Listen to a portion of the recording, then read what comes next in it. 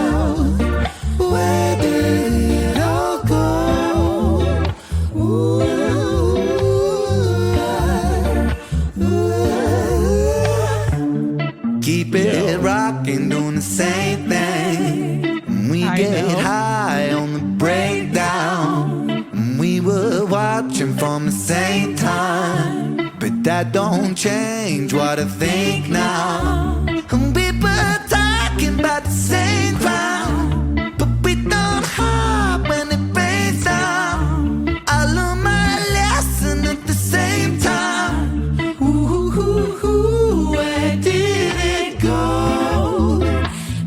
Are we sure this isn't a different person than the last two videos? Dude, that's literally the same reaction I had where I was like, whoa, who is this man? Like, dude can sing. Like, it is. For and real? Also, oh, I have to point out how mighty fine he looks. I did not point that out in my last video, but I know my face said it all. Like, it's a great look, man. The The unbuttoned, a tie untied. Oh my gosh. So who's the? I wish. This is such a cool. I'm looking something up on my phone right now so we can talk about it. But this is such a cool setting that it's like it feels like they're in the green room of like a performing center or like a stage or like a jazz club or something, and they're just jamming out in the green room, and like it gives you this like behind the scenes vibe. Also, Cillian Murphy, what's his name? Cillian Murphy. How do you pronounce Cillian that? Murphy. Cillian Murphy. That's what he looks like. Like that. I was like, who is this guy? I have been thinking that since the minute I laid eyes on Rin, but I haven't said it yet because I don't know how people feel about it. But also, Cillian Murphy is also mighty fine. So Nicole, we've never discussed any of this, but this video particularly, he's giving big Cillian Murphy vibes. That's so awesome. And it also, like what you're saying, he's looking fine. And also this is just like the like sexiest background like underlay for like a music, like the style, the vibe. Like if we take that kind of lens that we looked at those like I guess 4 incredibly like dramatic musical stories earlier, and we apply that same like mental framework to this video, it's like taking all of the vibes of, you know, sexy R&B, kind of like beach rock, and we're tying it in with like everything in the setting, between like the outfits, the background singers looking great, everyone's sounding super like breathy, exasperated, but also like really engaged, focused, and calm. And you put it in this like red carpet setting with these awesome, you know, 1920s background pictures. It creates that whole image that gives you all of that like really powerful, emotional, just like good vibes, rather than like the drama we got in the last few videos. Dark drama that we've been getting lately. I know. It's such a good palate cleanser. Like this feels so good to just like watch. I want to go back to that transition. Please. And we can then talk about vocals.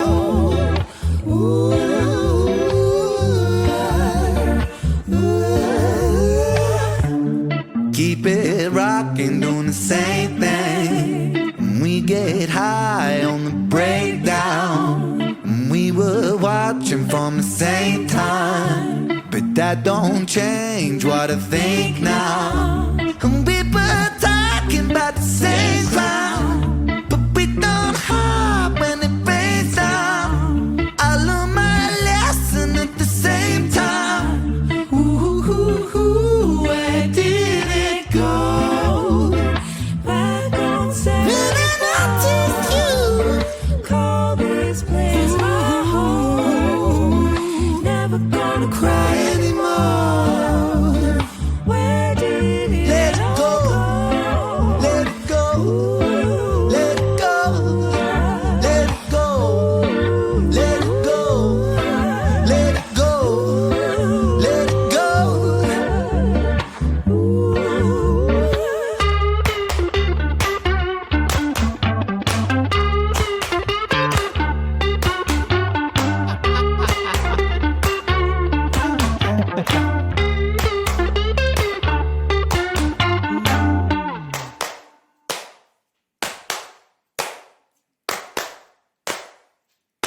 Let's take them back to 74. Inherently poor, myself on the breakdown. Talk is secondary, first my specialty. Naughty bars on the rap like nicotine, sound so addicting. Click, click, zibble, flip, caddy, daddy, hit the green. Soak up dopamine, I mean dope scheme. Take more head than the blade of a guillotine. Filipina, you should have seen her. She likes girls, but I turn Tina.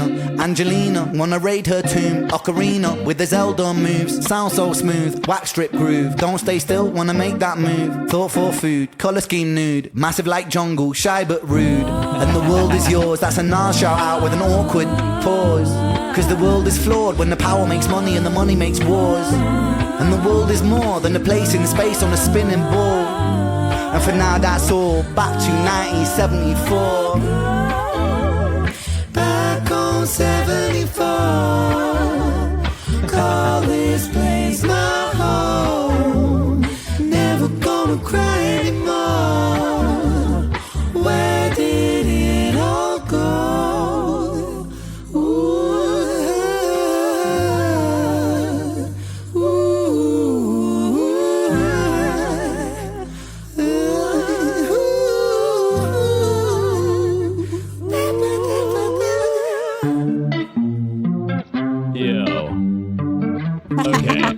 Okay. There's so much to talk about. There's always so much to talk about. It's so good. You can't stop. It just flows into the next, like, it's like the greatest collage of music ever. And not in the way that it includes everything, but it includes everything that is just like necessary for building this very specific and very powerful vibe. Okay. So Yes. Yes. I don't know, where should we start? I know it's not over yet, but Oh man. Do you want to go back to his like and let's go back to 74 or do you want to go even further back? his spoken word. Well, I want to talk a little bit about the section before that because Okay, cool. Let's do it. why don't we just do that here? Same time, but that don't change what I think now. People talking about the same crowd, but we don't hop when it rains down. I learned my lesson at the same time. Ooh, where did it go? Okay, so here we have his vocalism. That is, it's something I've never heard him do before, and yet I have, because the breathiness and that exasperatedness, that really like constricted and yet expressive sound that we got a little bit of in like Jenny and Screech, especially when like introducing the non-verbal sections of the singing, and also that like that kind of like yodely high falsetto sound. We get a little bit of that, but he adds so much more bite into it, which is, I think it's easier to do, or it's more appropriate, I should say. That's the right way to put it. It's more appropriate in this like ensemble setting. We got two other singers with you, and he can just kind of like add that vocal power, and you see him doing it as he's reaching and he's tensing, and it's creating this like really deeply colorful sound. But he's not constricting the sound itself. He's creating this colorful texture with everything he's doing in his face and his neck, and he's supporting the sound. And it creates this clarity that blends so well with these two other singers. And I don't even want to call them background singers, because they're so pivotal to the texture of this song. And as we'll get to other moments, we'll talk about it.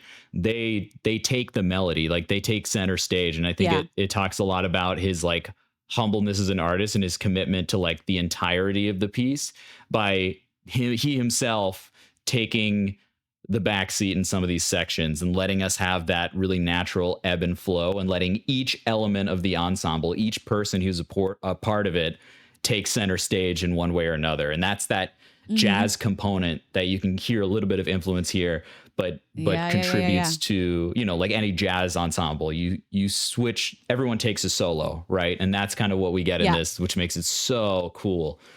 And again, contributes to that immaculate vibe. Ooh, where did it go? Yeah. Yes, sir. Never gonna cry anymore. Where did it let it go? Let it go. Let it go. Let it go. Let it go. Let it go. Let it go. So like in that stretch we just heard, at the end of it, he's taking this like counterpoint to it that puts him on the same level as these two other singers. I really want to know their names, but he's, you know, creating this little counterpoint to it that's accentuating their melody that we've heard a couple of times. And at the beginning of that little chorus section, when they all sing that same line in unison, let's see if I can pin it down right here. Lesson at the same time, thinking about the same crowd. Right here. But we don't hop when it rains down. I learned my lesson at the same time. Ooh, where did it? Right there, they sing that line all in unison, which just gives you this perfect like setup to go into the chorus. Then they can play around with all this different stuff. What are you thinking? Yeah. There's so many things I'm thinking. Like, you know, I'm glad again, like I love rewatching these with you because I pick up on way more this go around. And I'm like, then you say things like, yes, he's so right. It's just like, it's like a perfect little blanket, all of them coming together. And like you said, it's like you got these singers that are going really nice, and you got the soulful vibe and like the breathiness coming from all of them, but intentional. And then having him coming and let it go, complimenting what they're doing to still like underlay what's happening and what's the song is still about, and then what's to come next. And then you've got him at some point with the bass guitarist, and then they come together and do a jam sesh. Like you said, like it's like a jazz you're right. He's highlighting each and every person like you would see in a jazz concert. So yeah, reframing it that way, it makes it even more special because you're right. Like he's definitely letting other people shine, not just himself, which is really not something you see a lot of. And I just have a question for the masses. Like, does he write all of this stuff and formulate it himself, or does he have people help him? Like, that's something I want to know too, you know, because I could imagine it being the kind of situation where, I mean, I feel like you and I are the worst people to speculate on this because we're just like, this music has been around for 150 years. Let me just learn it and do it.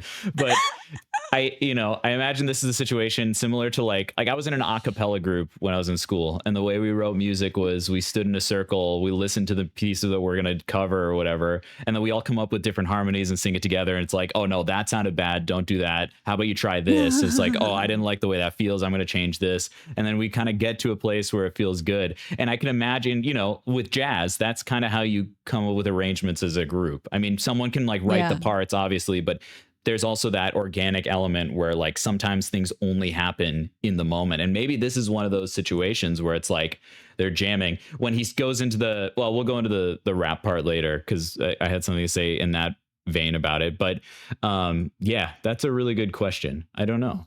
I love that.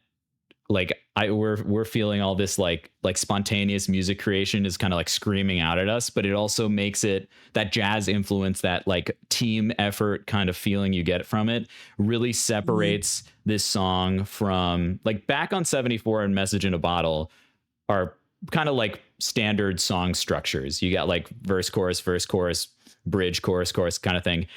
And the way he's combining them, the way he's mashing them up here, that all of them are, I should say, it creates more depth by kind of flipping the structure on its head, because this isn't like a standard verse, chorus. The structure makes it so different from that and just shakes up our expectation about what the song is going to be. Which is like typical Ren, like he does that with everything he does. Like I just got through filming another reaction for him. And again, I say every single time, I never know what to expect from Ren. I truly don't. Every video is a completely different take on him. And so it's just like, what's he going to do today? Like when I think I figured it out, nope, that's not the direction I thought that was going. Right. So this is typical Ren. Mm-hmm. Right. And even doing it this way. And even if you're not listening like we are, we're listening to stop and talk about it because that's essentially our job here. But even if you're not listening to it that way, those like little unconventional ways that this song comes together is going to make you pause, not even pause, but it's going to open up some new synapses in your head, because you're going to be like, oh, that's not where I thought it was going to go, either consciously or subconsciously. Like that's the excitement of listening to this music. That's why it's going to make you feel a little bit different, than just listening to like a standard, like pop structured like somebody song. Just covering it. Yeah, exactly. Or that too. Yeah. Because everyone can do something cool with that structure, but changing the structure itself, that's the cool part, to me in this more in-depth listening space. All right. I wish I was gifted for that. Anyways, we'll keep going. Yo. Just got to try. Wait. I know. You do this in your videos. Done. Don't even say anything. Don't even say anything.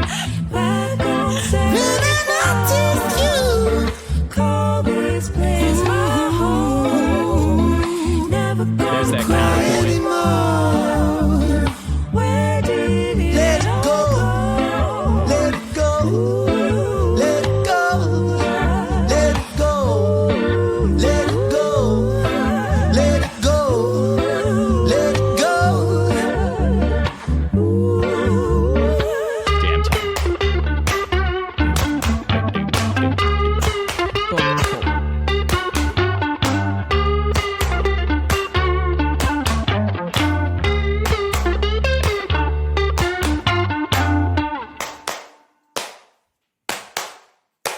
So like I knew that he could riff just because of the other ones, but it hits so different when he's on an electric guitar versus like an acoustic guitar. You're like, oh, this guy shreds. What? Right? Yeah.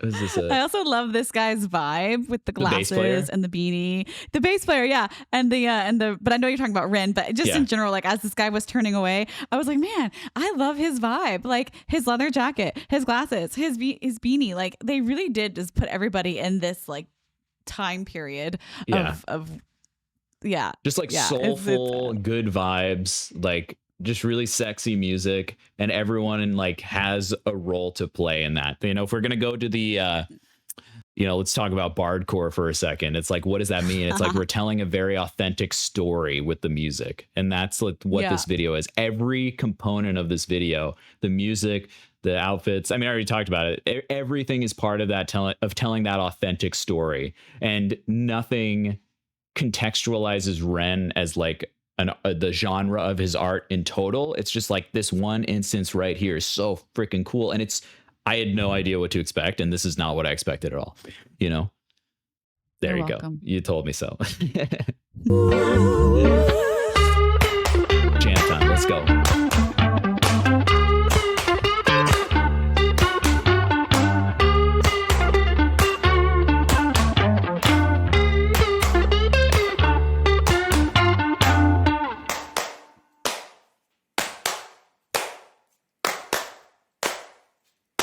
Let's take 'em back to 1714. Inherently poor, myself on them. Breakdown. Talk is secondary, first my specialty. Naughty bars on them. Take down. Rap like nicotine, sound so addicting. Click, click, zibble, flip, caddy, daddy, hit the green. Soak up dopamine, I mean dope scheme. Take more head than the blade of a guillotine. Filipina, you should have seen her. She likes girls, but That whole first riff, like he's talking about the year 1974, right? He's like channeling that. Yep. He's not that old, yeah. but it's all just about like, it's just imagery from that time. It's like, you know, like zoot suit, like good vibes, you know, on the street, lighter flick, all of those things. He's talking about drugs, right?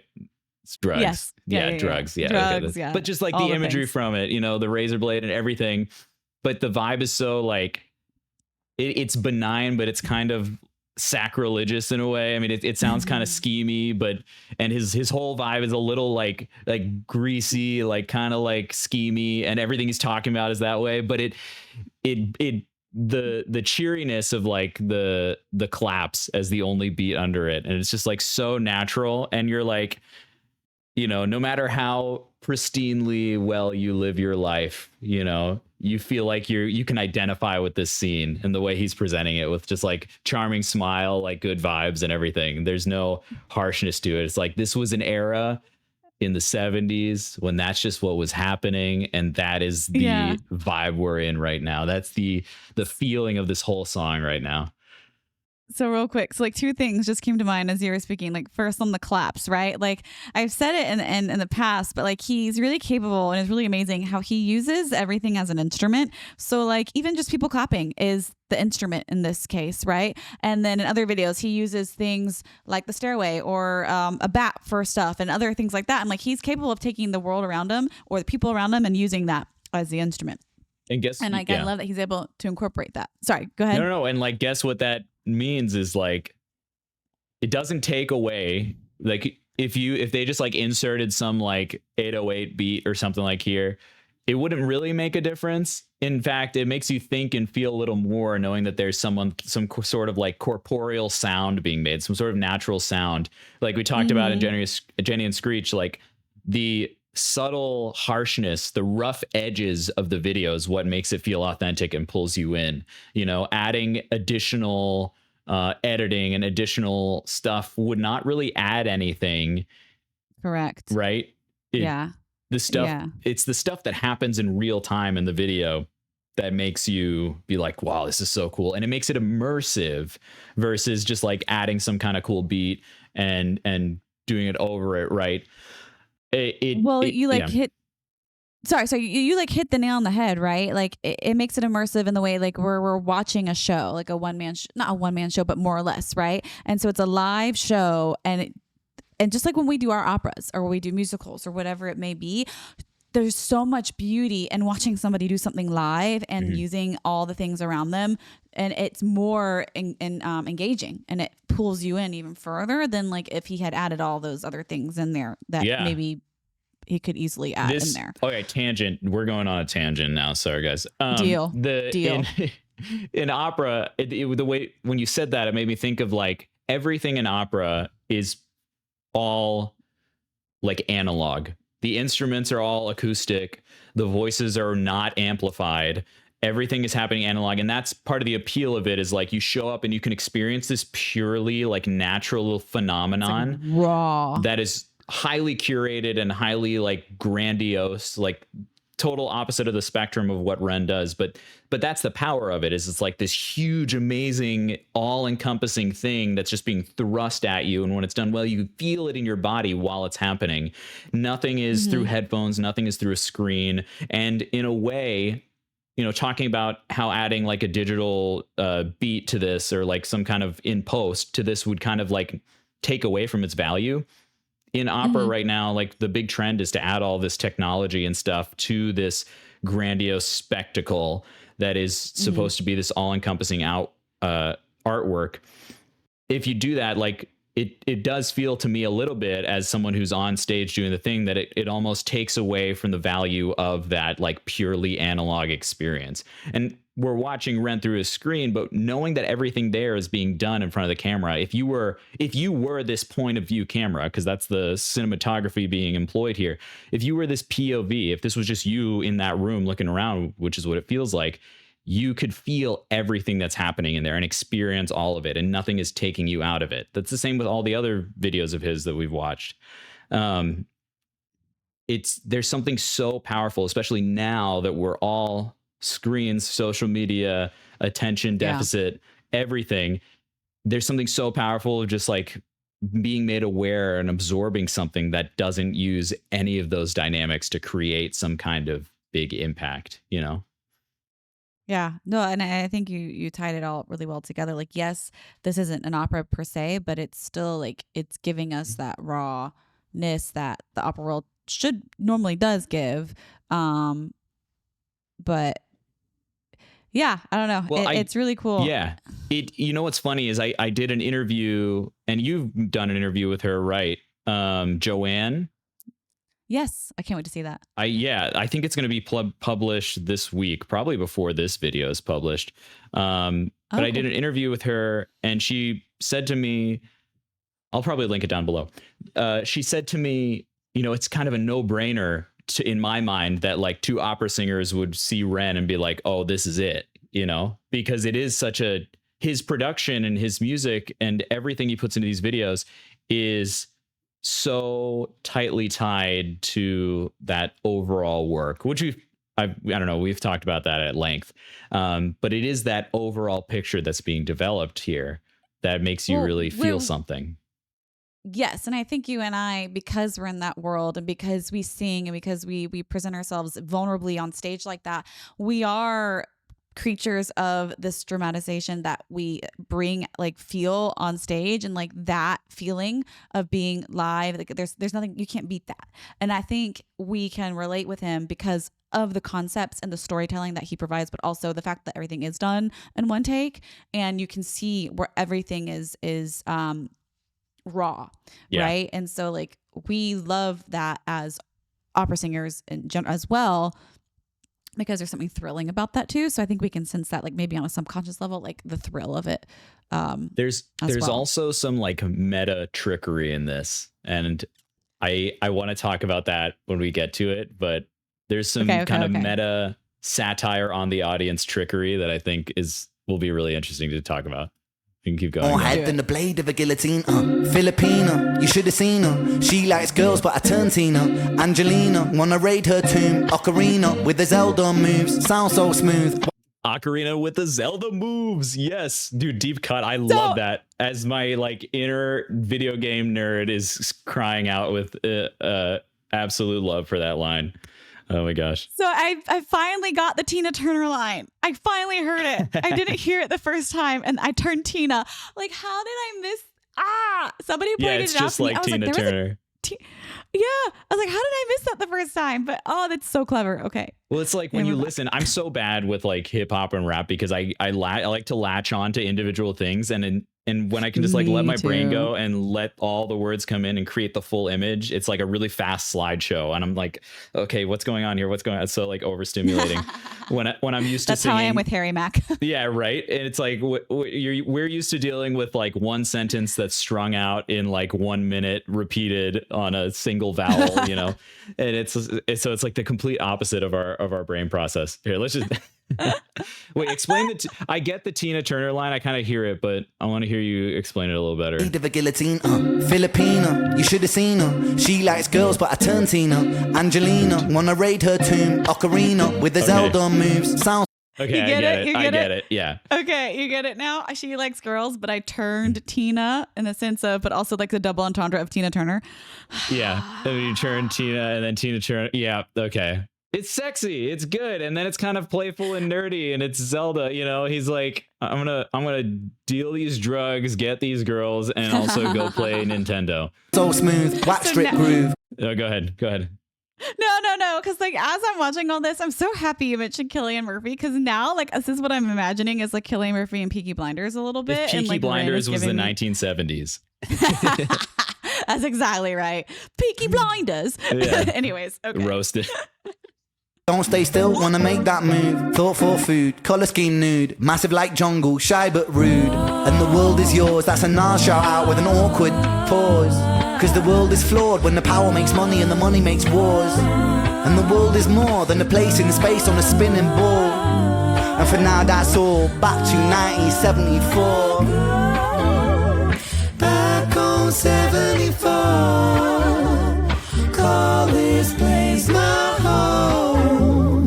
Never gonna cry anymore. Where did it all go? Keeping it all together.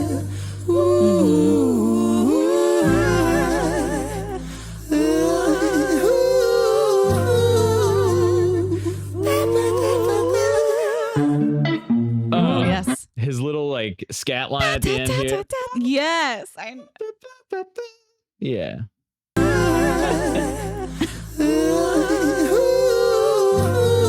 Yes, sir. It's like got some little Ella Fitzgerald vibe in there. That like breathiness, that like texture, that grittiness, but it's still like so beautifully lyrical. The sound. It's so good. Okay. I forgot to point out that little troll moment that I wanted to point out. Back to 74, inherently poor, myself on the breakdown. Talk is secondary, first my specialty, naughty bars on a takedown. Breakdown, takedown, right? They're being sung by the backing artist, right? Yeah.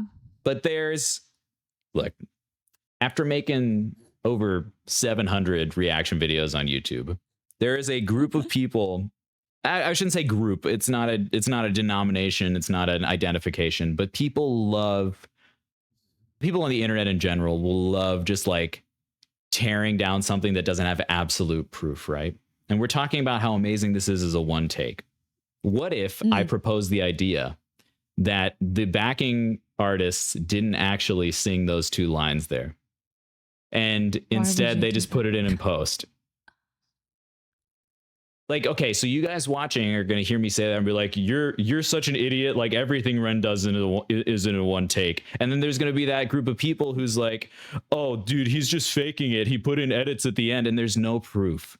And like, I think Ren is aware enough to know that like, or is Sam videographing this? I would assume so. I would assume so. You know, just cutting them out of the image in that point. Now this is like a pedantic point, but I think it's worth like saying that little things like this that don't necessarily contribute to like the polarized narrative in some way just will create like funny little instances. And I'm always drawn to that when it comes to like content. And I wonder who's going to say anything about it. I don't know. Well, this is where I'm going to be devil's advocate on you, is because he does look at them and point to them, you know, or whatever, to like give them that space. So like I would imagine they're saying it, but now I'm just like, why did you have to say that? Anyways, I love like the to think internet. it's done in one take. I know, me too. But I just wanted to bring awareness to this one point where it's like, people, probably because I've been thinking so much about like people who make reaction videos and why they do it. It's like I do it and you do it. We want to like dig out the meaning and the music and be a part of the conversation and add our own little take, and just we're kind of academic with it. But there are the people who are like blatantly haters who are going to get to that point and be like, oh, that was definitely edited in. And I just think it's so funny. You know, you either people can either go all people pleaser or just like hater, and you can, the sad thing is you can do really well on YouTube from both perspectives, you know. Anyway, let's take him. I just want to think that he control people a little bit. That's the thing. He's just trolling. That's just a fun possibility in my mind. I see. Oh gosh, the naughty side of Ren. Oh, my cat's here. Hi, Kitty. Oh, she's so beautiful. Hi, Keely.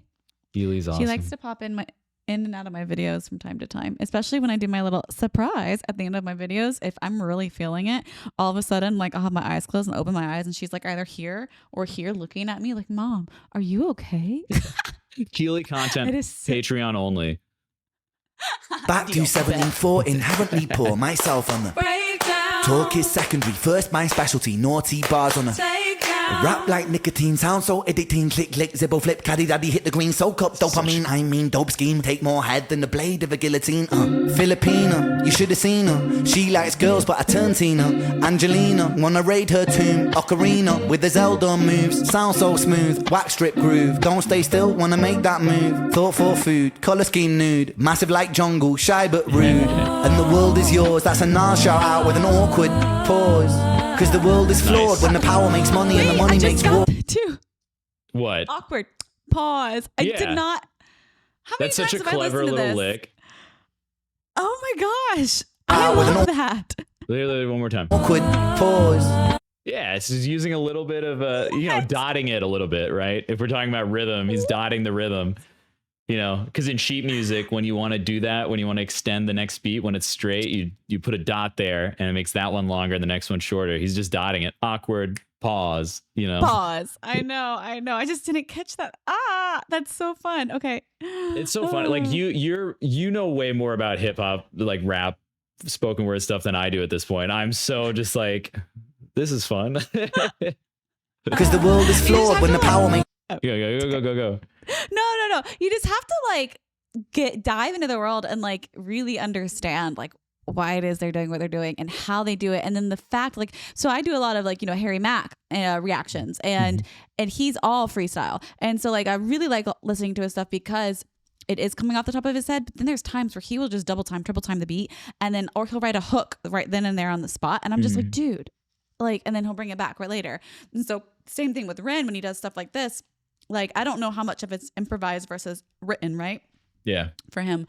But I like that compared to Harry Mack, for example, both geniuses on their own respect. But Ren writes it more to have a more musical like feel to it. Like adding the daughter quarter note, for example, that I just picked up on versus like what Harry Mack, he wouldn't have done something like that, I don't think. But maybe I could be wrong. Don't come at me. That's my, like, everything I've heard about it. Like, when he'll practice like that guitar solo from High Ren for like a month straight, like it's definitely all like planned and intended, and it's just like about the good execution. I've been wondering how many takes this video itself took. It says live retake, so maybe it's like the second or something. I don't know.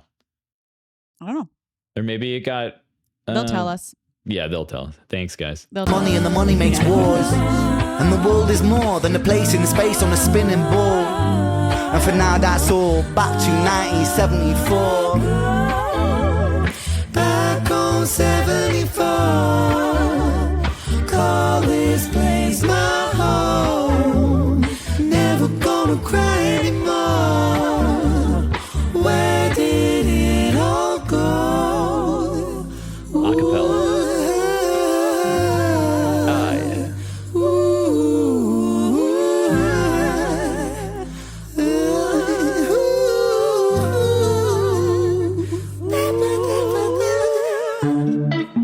It's so difficult to have that much cleanness in the onset, like in the onset start of the sound, with that like breathy and loose of a phonation. It is so like it's so pivotal to have entire like body engagement in the voice at that point, but to keep it so like delicate and like on the verge of cracking out I know. and having that much specific control, like that in itself is so impressive. It's so cool. Yeah. And I love it because, you know, the male voice is, you know, obviously different than the female voice. So like those points in the voice were like, that might be easier for a female to do versus like for you. So what you just said, like, I guess that's more of a cracking spot for you. Like if you were to like try that you're yourself, on the other side of the crack than standard like full tone, but he kind of sings everything on that side of the crack. It's like either like he does or you know, and then in the middle of that is where you'd crack over to the other thing. Yeah. Oh yeah.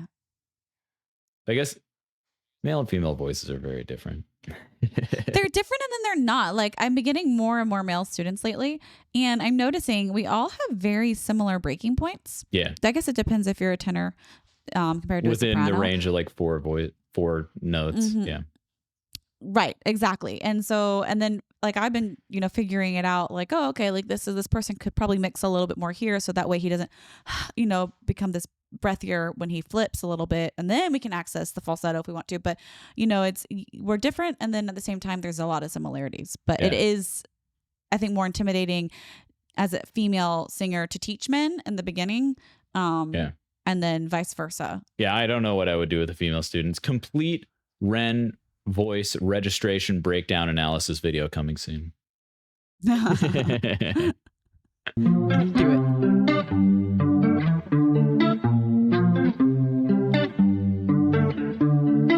Just a lonely day, an island lost at sea. Another cast away, nobody here but me. Oh, more loneliness than any man could bear.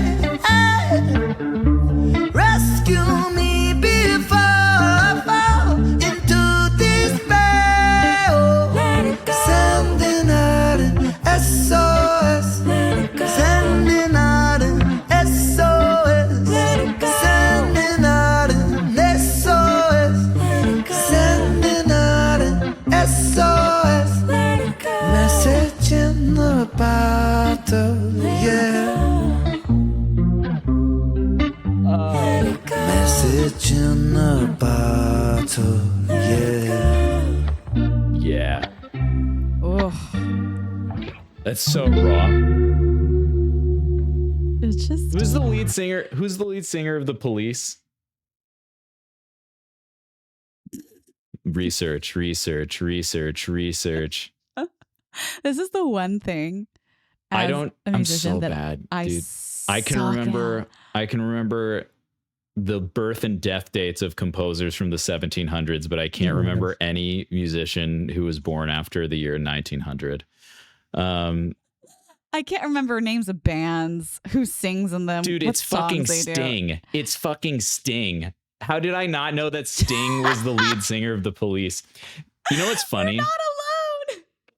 It's because when I was like, someone mentioned that in the last video we did together, where like the voice that he's doing has that kind of like reggae inspiration in the way he's doing it, but it sounds like Sting. And once you realize that, you can realize that Sting is like a huge influence, or at least he has so many artistic similarities in the vocalism to Sting.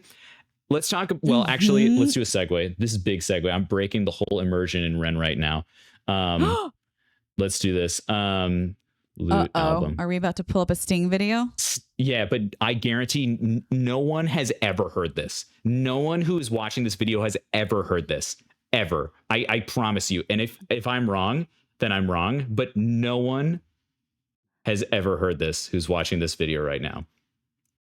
This is an album that Sting did entirely of lute performed John Dowland songs. And if you don't know John Dowland was a composer from the 1500s into the early 1600s, you know, end of the 1500s, who wrote songs for lute and essentially bard songs.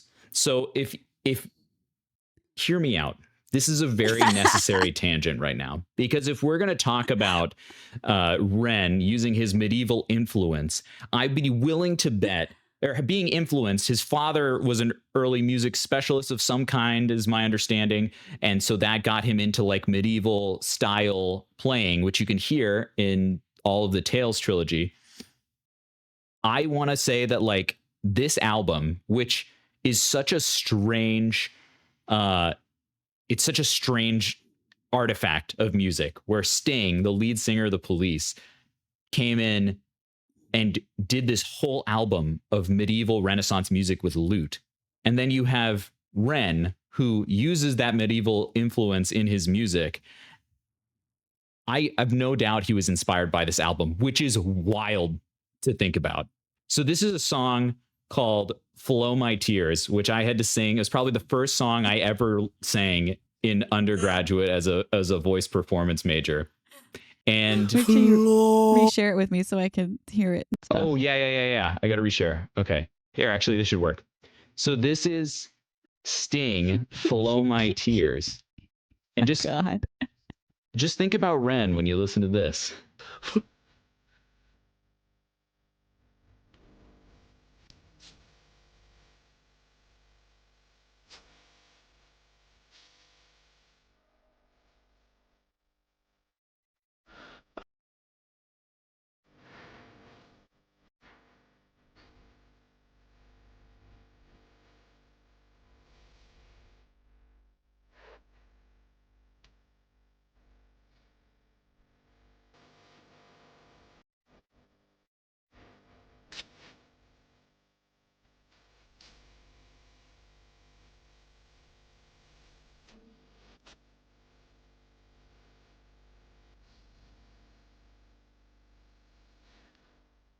Okay. I don't want Deutsche Grammophon to come after me and take my channel down, so we're not going to listen to any more of that. However, if you guys don't know Deutsche Grammophon, it's like the biggest record label for classical music, and this is with Eden Karamazov playing. Well, I guess it's a mix, because I would assume Sting would also probably play the lute, but it doesn't matter. I would imagine he's playing the lute. But I would imagine based on that photo. Maybe Eden is the, I don't know, arranger, something. Doesn't matter. It does matter. Eden is part of this. But all that being said, I don't know a single other artist who has done this kind of like crossover from like Sting, lead singer of the Police, to Ren doing Ren stuff. It's like the cross between medieval and like popular jazz, rock, like everything there. It's just such a cool comparison to make. And like, this is why I love making these videos, because now we have this kind of strange comparison between these two artists that I just think is so fascinating. Well, you definitely hear it vocally speaking, but also like in the lute itself compared to like what he did in the Tales. And like, that's like one of the first things I was like, oh yes, there it is, you know? Yeah. Well, you can, exactly. It's like, I don't know. I want to know. I want the question answered. Had Ren ever heard this Songs from the Labyrinth album by Sting and thought, yo, I can do everything this guy did and add my own spin on it? Like plus some, yes. Right?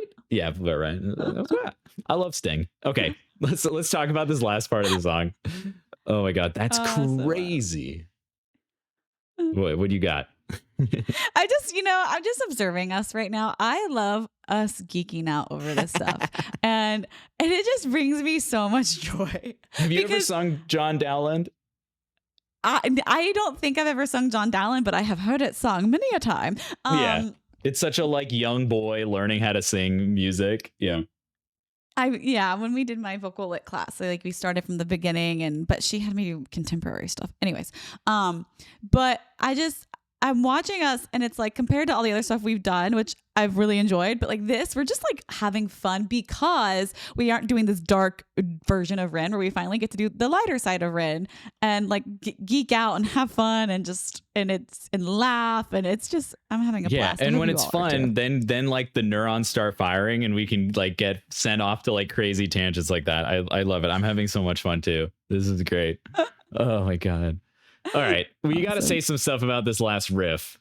Dude, where he actually finally sings the words to Message in a Bottle. A little homage to the boy Sting himself, famous madrigal Renaissance musician Sting.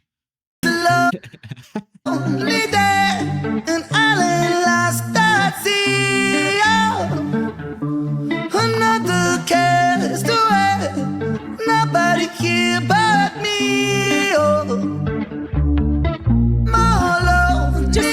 Okay, hang on. Yeah. So like that in itself, like you haven't really heard him do that. Like I haven't, and I don't think you have either, because he does all this like lower tone stuff, and now he's over here belting just a la da da, right? And he's really clear with it compared to like the other stuff that he's showing us. Like he's really showing us how he's playing his voice like an instrument, which I find really, really impressive. Especially like when we did our, I don't know if I should say it yet because it hasn't dropped yet. Should I tease it? Yeah, tease it. I don't even know what you're talking about.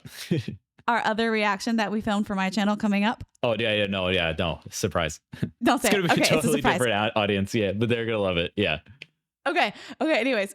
So, but like, he's literally just like able to play his voice like an instrument, like going from this like raspy, breathy sounds to some of this headier tones. And then now he's just like in this full mixed belt kind of thing that he's doing, but still like you can tell there's still tension in it, which it works for him. Yeah. And he's able to just get it. And it's so like you and I both, like I forgot he did that there. And you and I both went, oh, like it's just so like, cool. Oh. The cool thing to me is he perfectly captures the phrasing that Sting does in the recording of the song. Like the end of every phrase, I've listened to Message in the Bottle a lot. I used to play it on Guitar Hero all the time. And me too. Yeah. And he captures the phrasing in every way. He leaves every phrase with the same kind of like little like twist that kind of like pops the voice back out of this like tense position where he's able to sing. And I want to show you a little bad habit that quote unquote bad habit by the dogmatic pedagogues of voice. Singer. Yeah, the opera singer. The opera singer. So, the opera singer.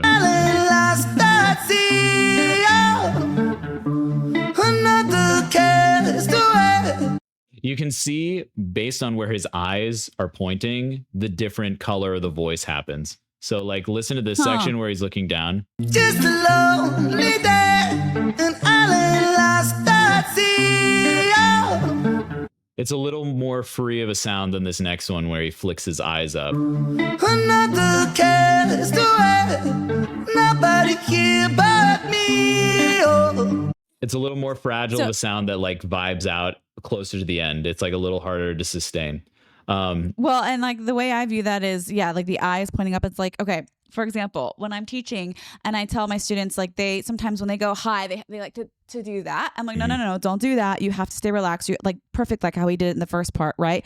It was more relaxed. There was less tension. And as he's looking up and now he's looking out, then he's going to cause a little more tension in the neck, which makes sense in my mind. Like that is why it's a little less supported or whatever. But it's really like it's a baby difference. But like that's how I interpret it versus the eyes, Yeah, I mean, like, but he's straining. No. The dogmatic, like, technique purist people are gonna be like, you shouldn't be doing that. I had a whole phase in my singing where I had to just like literally relax my eyeballs because all the muscles in the face relate down. They connect somehow to the vocal constrictor muscles, which are all of these muscles in here, and the cheeks and the back of the neck. So these muscles will tie in the inside of your head underneath all that skin. And like all that's being said, it's like bad technique. It's not bad technique. It's just, but it's coloring the sound in an interesting way. And I think it just adds a new and interesting dimension to watching him do what he does, because it adds, a subtle color difference to every phrase. And like, if you're really listening at like the top, most in-depth level of listening, like you would analyze this as a, professional reviewer for any kind of music or singers or whatever the fuck we're doing here. That's the kind of thing you would want to pay attention to. And it's fascinating because all of those physical actions that he uses to like embody characters in the other videos and everything like that, that all plays into the sound that he's singing and the color of the sound. And that's all part of it. And that's to put a big magnifying glass on the concept of being like a fully fleshed out performer, where everything you embody, every sound you create, everything contributes to everything else. The voice is going to impact the body, is going to impact the voice, and it's going to go back and forth. And I just love that. And this is such a cool like moment. It's like this, like what I love to say, like there's beauty and imperfections. 100%. Yeah. Like just there's so much beauty in all of it. And like, think that took me the longest time to get. I don't know how you were or how you are as a singer, but like putting yourself out there, being vulnerable with the voice was one of the more challenging things for me, which I love to perform. But as an opera singer, I felt the weight of the world on my shoulders, and I had a really, really difficult time as one. And now I embrace it and I love it. And like, I just don't care anymore if it's not perfect, because then it lets go. You let go and you're more free, you're more open as a singer. And like Ren is really admirable because he doesn't care either. Yeah. And like that motivates me even more to do more stuff like this. Yeah. And like watch more. Well, when I started doing reaction videos, I was like one of those purists. I was like, oh, this sound wouldn't carry without a microphone. And I'm like, oh, who cares? There's microphones for a reason. And I would say that shit and get roasted. But then I realized, I was like, well, this is all just like stuff that I've been, things have been regurgitated to me that I'm regurgitating. But at the end of the day, it is that beauty and imperfection that makes such a difference. And I've spoken to a few people who've done reactions to Ren for the first time and have been inspired by Ren's music. And it's like doing reactions to all great artists on YouTube makes you yourself a better artist. And like, that's one of the reasons I love doing this, because I get inspired by making content where I sit down and I analyze the stuff in depth. And that's what he's doing right here. And looking at this in like through an incredibly discerning lens, it helps you parse like, oh, is this important or is this not important? Does this contribute to the enjoyment and meaning of the piece, or does it not? That's part of the beauty of all of it. Exactly. Yeah. Like, how important is this? Oh, well, it's not. It's nobody really cares. It's like it's the end result. It's we're talking about the equation, but what matters is the thing at the other side of the equal sign, right? Like, we're piecing apart the formula, and it's in a relatively, benign way. But what really matters is everything on the other side of that equal sign. Yeah. Yep. Amazing. Let's keep it. Let's do it. Nobody here but me. Oh, yes. More loneliness than any man could bear. Rescue me before I fall into despair. Sending out an SOS. Sending out an SOS. Sending out an SOS. Sending out an SOS. Message in the bottle, Message in the bottle, What a sultry, smoky way to end that riff. Oh. Nice little open sixth chord to end. Okay. One thing. Just look at his eyebrows while he's singing. Rescue me before I fall into despair. It's just like reinforcing that point. Hey, So, okay, let me ask you a question, because I know like some singers, and I know I'm guilty from time to time, like when I go high, sometimes like I lift. So are you telling me I need to stop that habit? Yeah, dude. I mean, I don't know. It depends on what you're going for.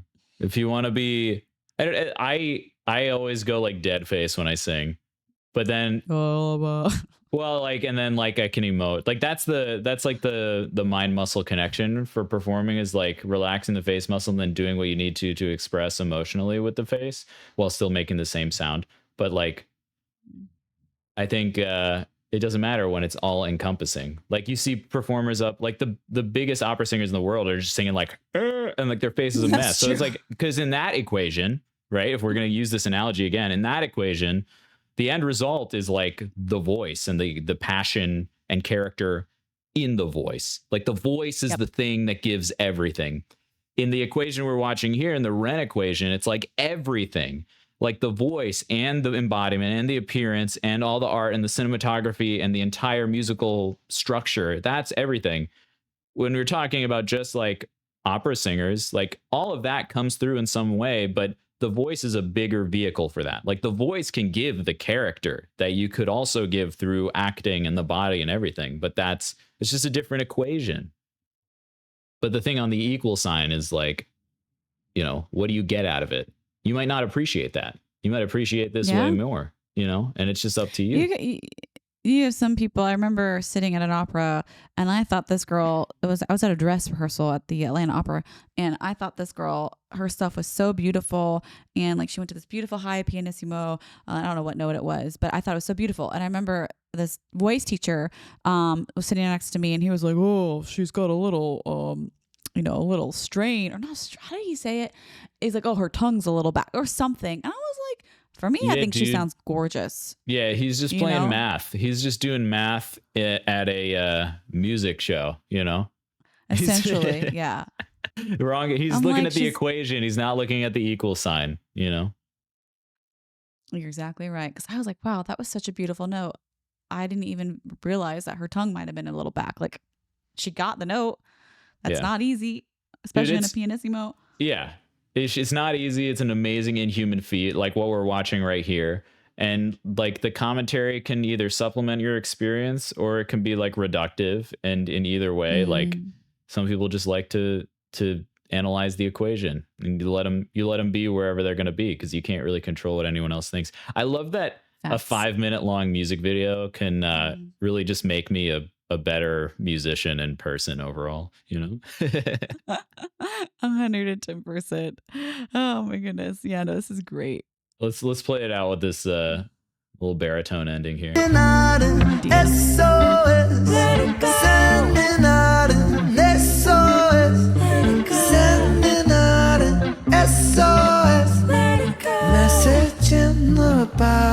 Really taking it back. Yeah. Message in a bottle, Yeah.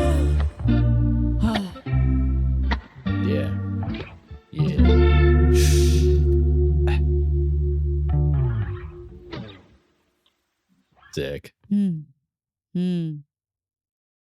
Yo, thanks for showing this to me. This was dope. Thanks for watching this with me. I thoroughly enjoyed geeking out with you. Hell yeah. Like that was so much fun. Yeah, let's do it again sometime. Deal. See you same time, same hang on. Same time next week? There it is. Eventually time next week. I don't know. Maybe. Depends on which time zone I'm in. That's true. I'm like, how about this time? No, it's too early. How about this time? No, I'm in rehearsal. Fine. I'm in rehearsal. I'm in California. Yeah. It's always something. Whatever, Charlie. We'll figure it out. Whatever. That's why it's nighttime here for me. I know it's dark and it's very light here for me. I can't wait to see you publish that video on your channel. I'm really excited about it. I'm so close. I finally got everything to mash up. Now I have to edit.